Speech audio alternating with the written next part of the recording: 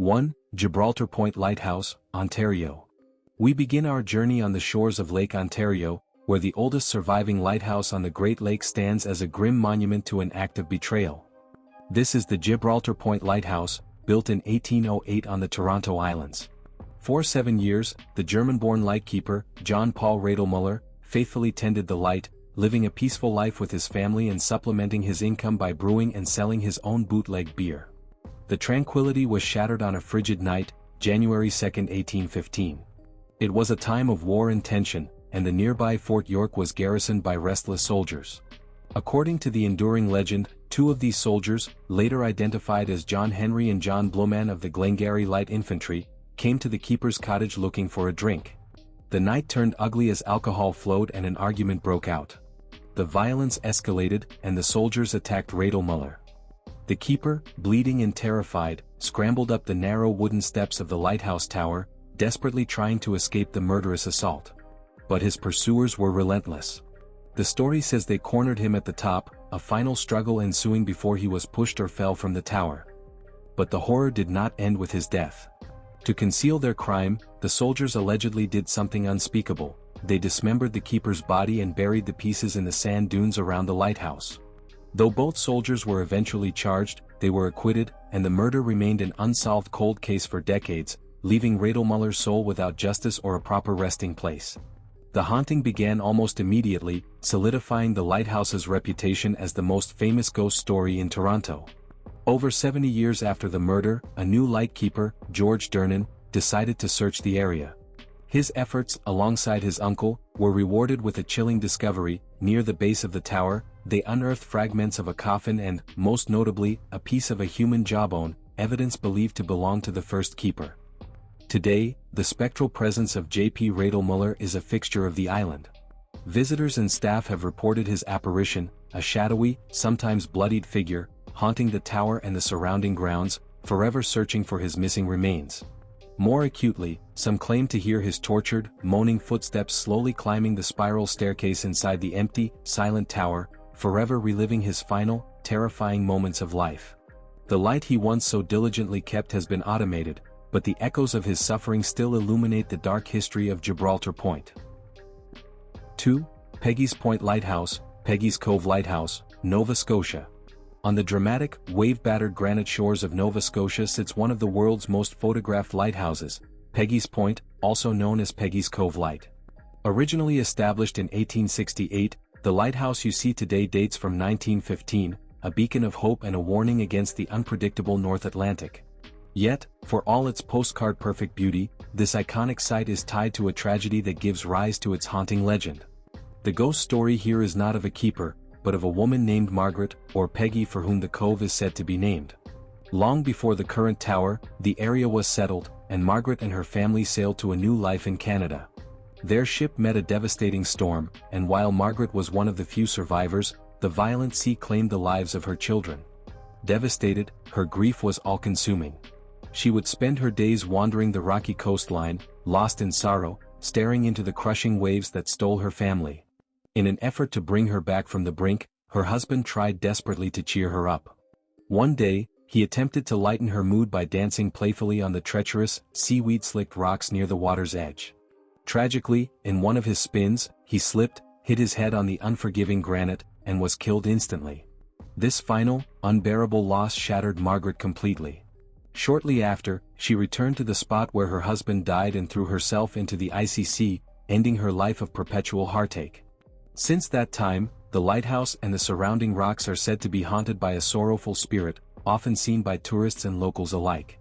She appears as a mysterious lady, frequently dressed in a flowing, blue gown, a haunting, beautiful contrast to the gray granite.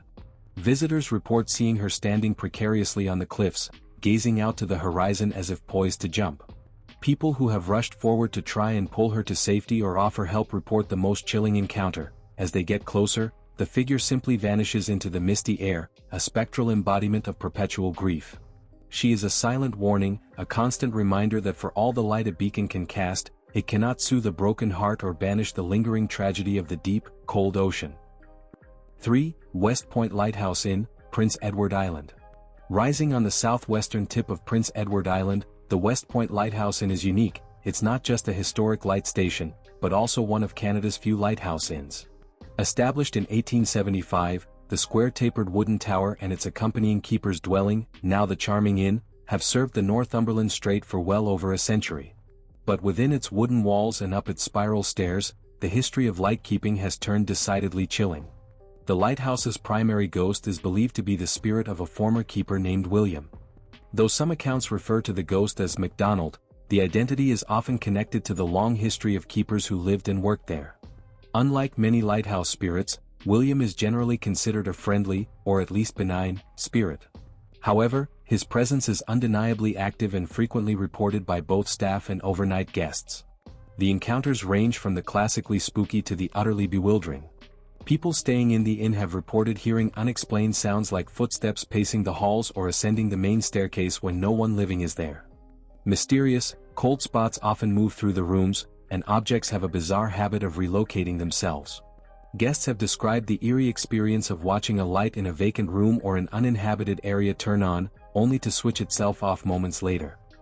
The most compelling reports, however, involve direct, yet spectral, sightings. The apparition of a man, presumed to be William, is frequently seen wandering the property. He has been spotted in the tower itself and moving through the rooms of the inn, seemingly continuing his endless duty of watching over his beloved light station. Staff have even reported seeing his friendly, comforting apparition in the dining room late at night, a spectral host watching over his old home. The haunting became a central part of the location's appeal, turning the historic beacon into one of PEI's most famous haunted destinations. The West Point Lighthouse is a beautiful place where the boundary between the living and the past is particularly thin, and where the light of a friendly ghost still shines, long after his earthly duties were done. 4. Point Amour Lighthouse, Newfoundland and Labrador. Rising majestically from the wild, isolated coast of Labrador, the Point Amour Lighthouse is one of the grandest and most historically significant lighthouses in the country. Standing nearly 109 feet high, it is the tallest lighthouse in Atlantic Canada, built in 1857 to guide ships through the notoriously treacherous waters of the Strait of Belle Isle. Its sheer isolation and long history of service in a harsh environment have cultivated a tale of a tragic, enduring presence. The lighthouse is famous for its resident spirit, believed to be the ghost of a keeper who met a sudden and tragic end. The identity is often associated with the dangers of the job, a keeper who perished suddenly while on duty, perhaps during a massive storm or an accident while tending the immense light. His life before the haunting was one of disciplined, solitary service, a lonely vigil against the unforgiving elements to protect mariners navigating the hazardous strait. His life after death is an eternal, restless continuation of that same duty. The haunting details are classic, chilling tales of an active, responsible spirit. Visitors and staff have reported hearing distinct footsteps echoing on the spiral metal staircase inside the tower, suggesting someone is making the rounds even when the tower is empty. Doors have been heard slamming shut throughout the vast, quiet building, and sudden, icy drafts and cold spots are common, even on warm days. But the most compelling and dramatic reports involve the light itself. People have claimed to see the ghostly figure of a man, possibly in a uniform or oilskins, standing high up near the lantern room. Furthermore, many have sworn they have seen the light, or a strange, ghostly illumination, shining from the top of the tower on nights when the official light is not operating. This is a keeper who, even in death, cannot abandon his post. The history of shipwrecks and tragedy in the Strait of Belle Isle is vast, and Point Amour stands as a silent sentinel to it all. The spirit of the keeper is not violent, but fiercely dedicated, a phantom of responsibility bound to the beacon he tended in life. It is a lonely, chilling reminder that for some who guard the coast, the duty never truly ends. 5. Point Prim Lighthouse, Prince Edward Island. Our next stop for now is back on Prince Edward Island, at the Point Prim Lighthouse. Erected in 1845, this tower holds the unique distinction of being the first and oldest lighthouse on the island, and the only circular brick lighthouse in Canada. Its long history of guiding ships into Charlottetown Harbor and its distinctive, aged architecture create a perfect atmosphere for enduring ghost stories.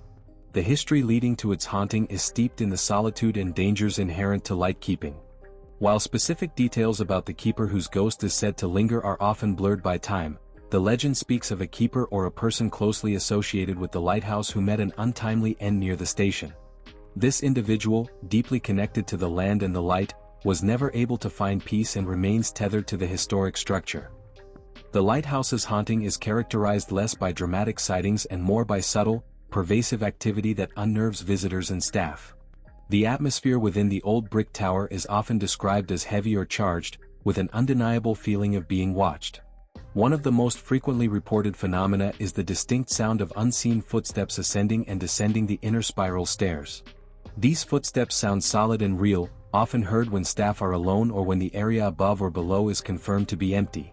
The most famous incident tied to the area's history, while not directly a ghost story, underscores the atmosphere of tragedy. In the early 1940s, during World War II, a pilot in training from the nearby air base swooped too low out of a snowy sky, narrowly missing the schoolhouse and the lighthouse itself before crashing into the sea. The pilot and plane were not found for months, a grim reminder of the many souls lost near the light's guiding beam. Whether this history feeds the spectral energy or if the haunting is simply the lonely spirit of an old keeper, the lighthouse remains an enduring spot for paranormal curiosity.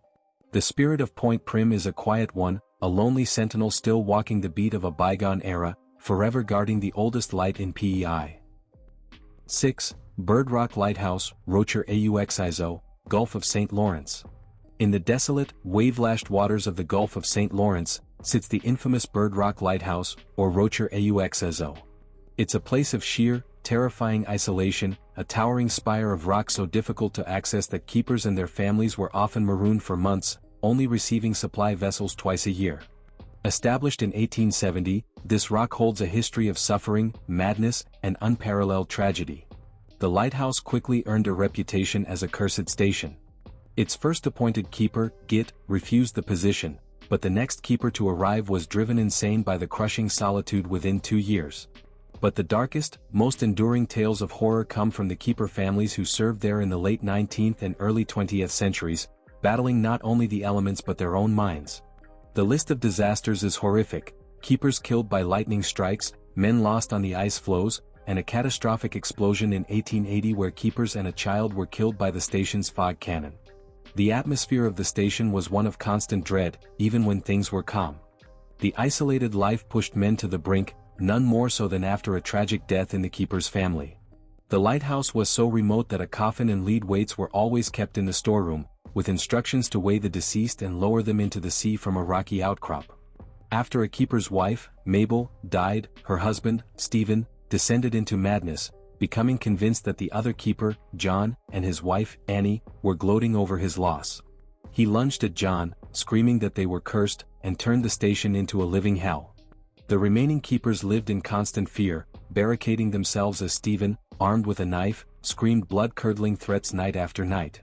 Today, while the station is automated and no one lives there, the lingering aura of terror remains. The sheer, desolate rock is a repository of violent, unhappy energy. The haunting here is the dark, heavy presence of despair and madness itself. It is the place where the duty to the light was a death sentence, and the walls hold the echoes of the screams, the terrifying paranoia, and the desperate struggle for life against the curse of Bird Rock. 7. Point Atkinson Lighthouse, British Columbia. Perched on a rugged headland overlooking Vancouver's magnificent Burrard Inlet, the Point Atkinson Lighthouse stands as a gorgeous, iconic sentinel. Its history begins with a light established in 1875, guiding ships around the dangerous point and through the dense fogs that often shroud the inlet. The white cylindrical tower and its charming keepers' dwellings, now within Lighthouse Park, seem a picture of coastal serenity. However, its tranquil appearance belies a past marked by sudden, tragic death and the persistent presence of the beyond. The most dramatic incident in the light's history occurred in 1933, involving a keeper named Grafton. Grafton had a dangerous habit of using dynamite to fish for herring bait, a highly volatile and forbidden practice. On the morning of October 6, the log entry, chillingly written by his son Lawrence, notes, "Lightkeeper was killed instantly sometime before 6 a.m. from a dynamite blast which exploded accidentally in his hand." The body was recovered at 7:15 a.m. by his younger son, drifting in the submerged boat. The keeper met a shocking, violent end right next to the light he was sworn to protect. Beyond this documented tragedy, the site is now said to be haunted by two distinct and active spirits, whose identities are less clear but their presence is widely reported. The first is a grumpy old man who allegedly haunts the basement of one of the keeper's buildings. He is reported to be an irritable, vocal spirit, with staff and visitors claiming to have heard his rude remarks and grumbling directed at women, a spectral manifestation of an old-school grouch. The second spirit is far more poignant, the apparition of a child. Visitors have reported seeing a faint, strange light or an orb that holds the distinct face of a young child, often seen standing in the front window of one of the historic homes. This young spirit is a silent, sorrowful addition to the point, possibly a keeper's child who died tragically or simply a soul drawn to the land. The keepers are long gone, replaced by automation, but the human drama remains. The Point Atkinson Lighthouse is a beautiful intersection of natural splendor and dark history, a place where a violent blast from the past and a pair of persistent spirits remind all who visit that some of the watchmen never truly leave the coast. 8. Devil's Island Light, Nova Scotia. Just outside Halifax Harbour, sits a small, desolate outcrop with the evocative name of Devil's Island. While the accepted historical origin of the name comes from an early French settler, Deval, its haunting reputation certainly lends itself to the darker interpretation. A light has stood here since 1852, a low-lying beacon against the Atlantic, and its history is a treasure trove of folklore, shipwreck, and the unquiet dead. The island, long abandoned by permanent residents, is a nexus for spectral activity. The famous Nova Scotia folklorist Helen Creighton visited often and documented a house on the island that was considered intensely haunted. She wrote of unexplained phenomena, knocking sounds and the dragging of objects, the foul odor that sometimes permeates the air, and ghostly apparitions of both a man in oilskins and a baby dressed in white. One of the most chilling encounters was reported in the 1990s by a student of the paranormal who was camping alone on the island. After ensuring he was the only living soul on the rock, he was unsettled to see a light burning in the window of the long-abandoned keeper's residence. Summoning his courage, he entered the house and found a candle on the windowsill that was still warm, as if it had just been snuffed out. No one was there. But the island's most famous legend involves a local fisherman named Henbury. According to the tale, during a festive gathering, Henbury stepped outside and returned shaken, claiming his time was up because he had seen the devil in the form of a halibut. The very next day, he was found drowned, his body half over the side of his boat. An alternate, darker version of his death suggested a scuffle on the beach, with the sand retaining prints of a person with cloven hooves. The island's history is a canvas for the dark forces of the sea and the strange terrors of isolation. The Devil's Island Light is not just a guide for ships, but a stage for the spectral drama of lost souls, pirates, and possibly, something far more sinister. 9. Sheringham Point Lighthouse, British Columbia. Guarding the dangerous entrance to the Strait of Juan de Fuca on Vancouver Island, the Sheringham Point Lighthouse was established in 1912 as a direct response to a terrible tragedy, the wreck of the SS Valencia in 1906, which claimed over 100 lives nearby. The light was built to save lives, yet its own history is marked by enduring mystery and an unsettling, friendly ghost. The site is believed to be haunted by an unknown entity. The mystery is compounded by the strange case of one of its keepers, Alfred Dickinson, the third man to take the post from 1946 to 1948. While his arrival was documented, his departure was not. After he left the station, Alfred Dickinson simply seemed to vanish with the fog, with no records of where he went, leaving local historians utterly stumped. Could he be the source of the lingering presence? However, the ghost of Sheringham Point is not malevolent. The former lightkeeper's daughter, Elaine, who grew up at the station, famously recounted her own, more humorous encounters with the spectral resident. She described a persistent, playful entity who loved to mess with the tools of the trade. Elaine's father, the keeper, would constantly find his paint scrapers and razor blades mysteriously relocated from the windowsill to his workbench, only to reappear back on the sill shortly after he put them away. He eventually gave up fighting the invisible prankster. The lighthouse is a place of deep, almost personal connection to the people who live there. Whether the ghost is the vanished Alfred Dickinson, another keeper, or simply an imprint of the intense commitment to the light, the haunting is a strange blend of the uncanny and the familiar. It is a mystery that has lingered long past the light's automation, with its friendly ghost forever playing games with the tools of its living successor, a gentle, enduring nod to the human spirit of Sheringham Point. 10. Gros Morne Lighthouse, Newfoundland and Labrador. Our final light takes us to the spectacular but rugged coastline of Newfoundland, home to the Gros Morne Lighthouse. This area, though remote and beautiful, is steeped in the folklore of lost communities and unsettling presences, none more so than the story surrounding the nearby resettled town of Julie's Harbor. While the lighthouse itself does not have a distinct, recorded keeper ghost like others, the spectral activity of the immediate surrounding area is so intense that the entire area is imbued with a chilling atmosphere. The tragic history centers around the former town of Julie's Harbor, which was abandoned and now exists only as a haunting relic near the lighthouse. The town, once known as St. Augustine's, was renamed for a young woman named Julie who tragically drowned in the local pond in the 1800s. Her spirit is said to remain, forever bound to the place that now carries her name. The most intense activity comes from the woods near the harbor, where a desolate, unmarked graveyard remains the only visible sign of the original settlement. Visitors and locals report an eerie, profound silence that is punctuated by the sudden, unnerving sound of children laughing coming from the deep woods.